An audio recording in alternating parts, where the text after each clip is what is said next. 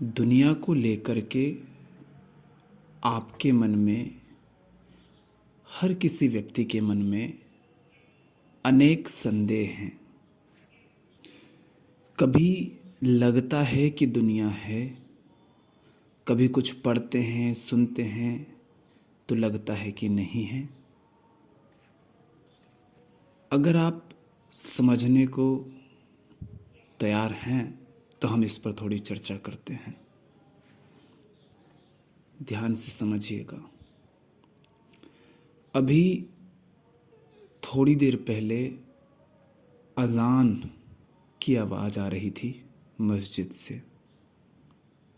अभी आवाज़ आ रही है मंदिर में आरती हो रही है उसकी कहीं दूर।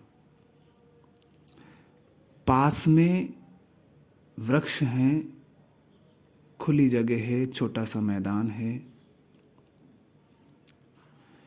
और पक्षियों की हल्की हल्की सी आवाज़ आ रही है। इन्हीं सबको हम दुनिया कहते हैं।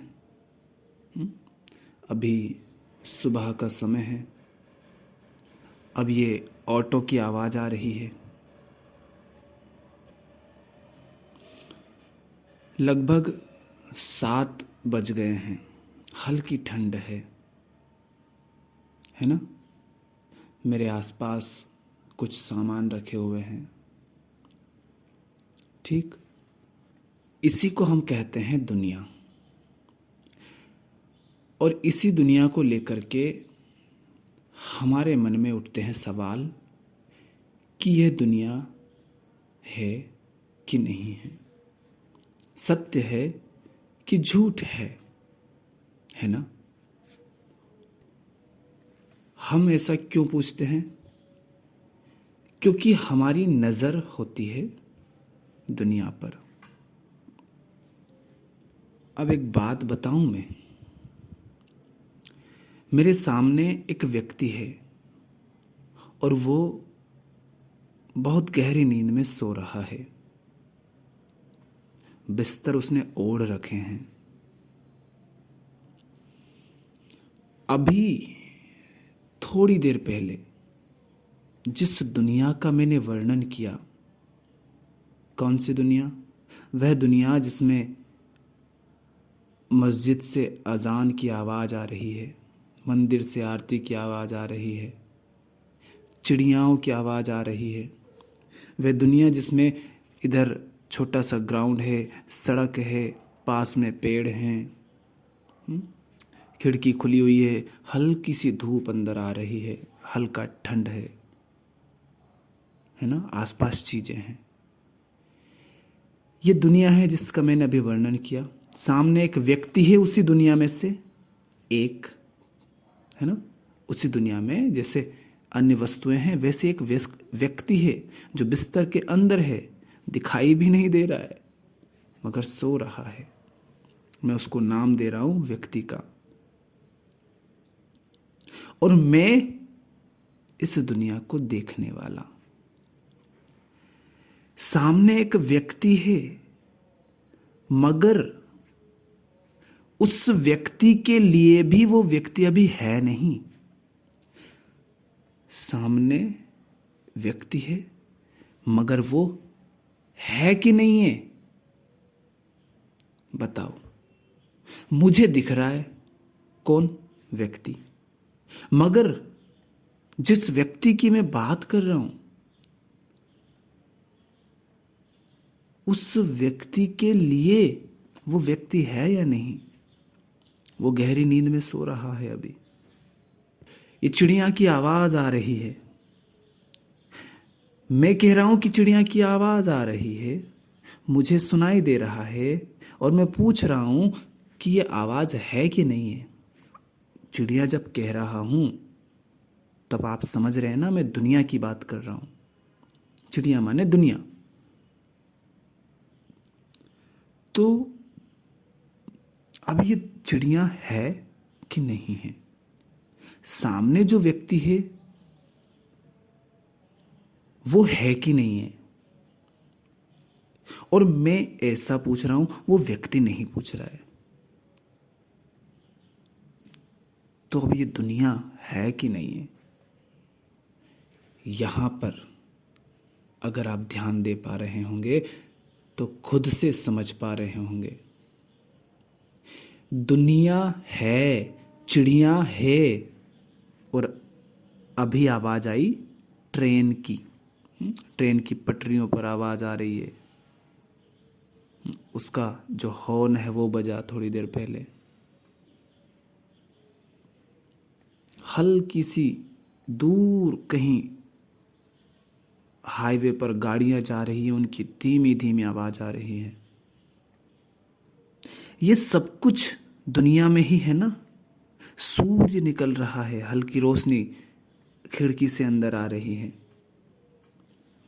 ये सब दुनिया में है और ये मेरे लिए दुनिया है। अगर आप ध्यान देंगे तो समझ जाएंगे दुनिया है या नहीं है। सवाल महत्वपूर्ण ये नहीं है। महत्वपूर्ण सवाल क्या है?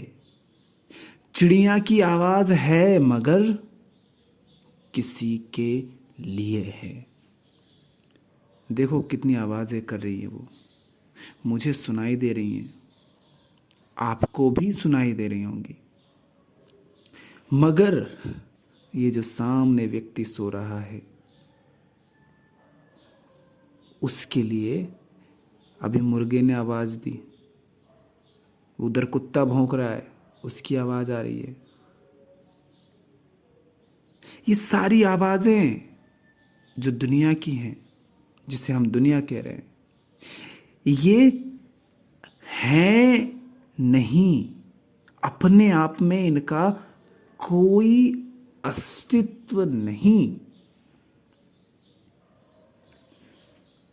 अभी ये जो व्यक्ति है थोड़ी देर में अगर जाग जाएगा, शरीर में वापस चेतना लौटेगी, गति शुरू हो जाएगी, तो इस व्यक्ति को भी आवाजें सुनाई देने लगेंगी, इसको भी सड़कें दिखेंगी, लोग दिखाई देंगे, दीवारें दिखेंगी, वस्तुएं दिखेंगी। ये भी कहेगा दुनिया है, ये चीज है, वो चीज है, मगर अभी उसके लिए तो उसका शरीर ही नहीं है। दुनिया तो छोड़ दो, उसके लिए वो खुद भी नहीं है अभी, मगर मेरे लिए वो है। अर्थात वह व्यक्ति भी अगर है तो किसके लिए है? मेरे लिए है। जो कुछ भी है वो किसी के लिए होता है। क्या आप समझ रहे हैं? कोई भी घटना अपने आप में कुछ नहीं होती। किसी भी घटना का अपना कोई अस्तित्व नहीं है। प्रत्येक घटना होती है किसी के लिए। कोई होता है जिसके लिए घटना होती है। उसी प्रकार जिसे आप दुख कहते हैं, जिसे आप बंधन कहते हैं, जिसे आप भय कहते हैं, जिसे आप अच्छा या बुरा कहते हैं, सुख या दुख कहते हैं, सुंदर या कुरूप कहते हैं, अपना या पराया कहते हैं, स्त्री या पुरुष कहते हैं, जिसे आप कुछ भी कहते हैं, वह अपने आप में कुछ भी नहीं है। ना उसका नाम है, ना उसका रूप है, ना उसका कोई अर्थ है। उसका अस्तित्व ही नहीं है जिसकी आप बात कर रहे हैं। यदि वह है तो आपके लिए है, और आपके लिए भी वो क्या है? केवल जागृत अवस्था का एक अनुभव मात्र। अभी ठंड है ना, इस व्यक्ति को ठंड का भी अनुभव नहीं हो रहा होगा।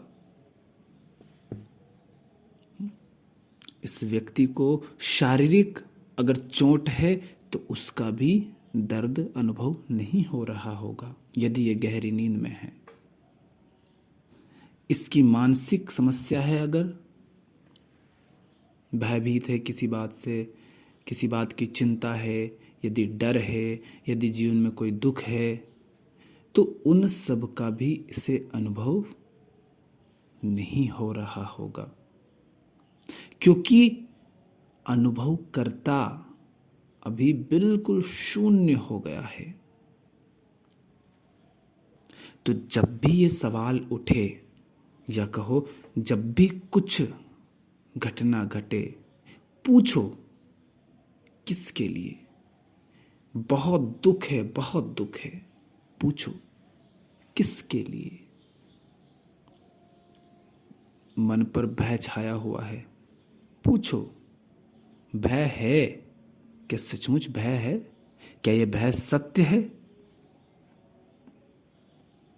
यदि ये भय है भी तो किसके लिए और कब तक?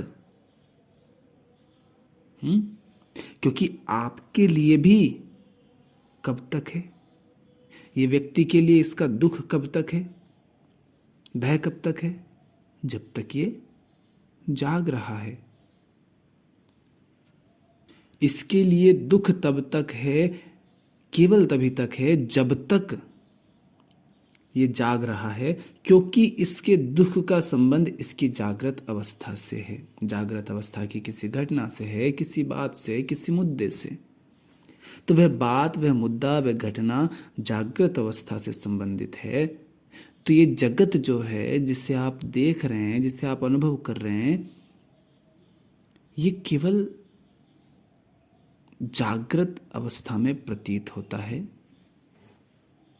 तो ये जो शरीर है, शरीर की जागृत अवस्था की ये प्रकृति है कि उसको इस तरह का जगत प्रतीत होता है, अनुभव होता है। अन्यथा सुषुप्ति में उसके लिए कुछ नहीं है। जिस बिस्तर पर वह व्यक्ति सो रहा है, वह बिस्तर महंगे हैं कि सस्ते हैं, सुंदर हैं कि नहीं हैं, अच्छा वो बिल्कुल मखमल जैसे हैं या कठोर हैं? क्या इन सब से इस व्यक्ति को कोई फर्क पड़ रहा होगा यदि ये गहरी नींद में अभी सो रहा है? तो नहीं ना। इस व्यक्ति को, जब हम कहते हैं इस व्यक्ति को, माने आपको भी, आपको नींद चाहिए, मगर जीवन में आप किसके पीछे दौड़ते हैं? आप महंगे बिस्तर के पीछे दौड़ते हैं और सुंदर बिस्तर के पीछे दौड़ते हैं, मखमली बिस्तर के पीछे दौड़ते हैं। किंतु जब आप गहरी नींद में होते हैं, तब क्या इस बात से फर्क पड़ता है कि आप किस बिस्तर पर सो रहे हैं, किस पलंग पर सो रहे हैं, कितने महंगे बेड पर सो रहे हैं, कितने महंगे घर में अभी आप सो रहे हैं? नहीं पड़ता ना। मगर आपकी जिंदगी तो इसी तरह के मुद्दों में बीतती है, जहां आपको भूख से मतलब कम होता है। आपको भूख मिटानी है, मगर भूख मिटाने के लिए आप कहते हैं कि आपको फलानी होटल में खाना खाना है, तभी आपकी भूख मिटेगी। देखो मैं खा नहीं पा रहा और पड़ोसी बड़ी बड़ी होटलों में जाता है, आपको उससे ईर्ष्या होती है। मगर आपको तो भूख मिटाना है ना। क्या तब आप देख पाते हैं? जब इस तरह के विचार उठते हैं, महंगा, सस्ता, सुंदर, कुरूप, मखमली, होटल, जो भी कुछ, पूछिए किसके लिए महंगा है, किसके लिए सस्ता है? जिस चीज को आप महंगा कह रहे हैं ना, मान लीजिए आपकी आमदनी है 1 लाख रुपए महीना और एक व्यक्ति है जिसकी आमदनी है 50 करोड़ रुपए, चलो ये ज़्यादा हो जाएंगे, 10 करोड़ रुपए महीना। वो एक ऐसे होटल में जाकर के खाना खाता है जिसमें 1 लाख रुपए एक दिन के खर्च होते हैं। ठहरने के लिए। आप कहते हैं कि मैं तो पूरे एक महीने में 1 लाख रुपए कमाता हूँ, मैं इतना खर्च नहीं कर सकता, मगर मुझे चाहिए क्या? वो महंगी होटल जहाँ मैं 1 लाख रुपए खर्च कर सकूँ, मैं भी महंगे होटल में खाना खा सकूँ। ठीक, वो होटल महंगा है आपके लिए, क्यों? क्योंकि आप 1 लाख रुपया महीना कमाते हैं। अब आप खूब मेहनत करते हैं, किसी तरह से 10 करोड़ रुपए महीना आप भी कमाने लगते हैं। अब आप जाते हैं उस होटल में और उस होटल में आप 1 लाख रुपए का डिनर करते हैं और वहाँ पर रात बिताते हैं एक दिन के लिए। आपको पता है कितना सुख मिलेगा? या तो उतना ही जितना किसी होटल में 1,000 रुपये खर्च करके आपको मिल रहा था जब आप 1 लाख कमाते थे, या उससे भी कम, या फिर कहो बहुत अधिक नहीं मिलेगा। पहली बार होगा तो थोड़ा बहुत ज़्यादा मिल जाएगा, थोड़ा लगेगा कि हाँ आप बड़ी होटल में आए हैं। पर एक बात बताइए,